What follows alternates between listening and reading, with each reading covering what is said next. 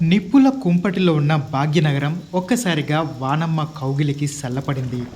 Monday ఎండలతో ఇబ్బంది పడిన జనం ఒక్కసారిగా కురిసిన వర్షంతో చల్లబడ్డారు. హైదరాబాద్లో మంగళవారం సాయంత్రం 4 గంటల తర్వాత ఒక్కసారిగా భారీ వర్షం పడింది. కుకుట్పల్లి, అమీర్పేట్, లంగర్ హౌస్, పాతబస్తీ, దిల్సుఖ్ నగర్, సికింద్రాబాద్ ఇలా ఆల్మోస్ట్ హైదరాబాద్ అంతటా వర్షం కురిసింది. కొన్ని చోట్ల ఏకంగా వడగండ్ల వర్షం కురిసింది.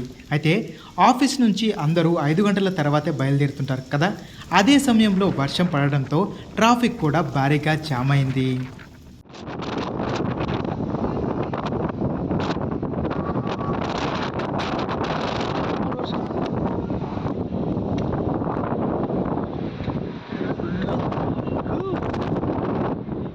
కేవలం హైదరాబాద్లోనే కాదు, తెలంగాణ వ్యాప్తంగా పలు జిల్లాల్లో వర్షం కురిసింది.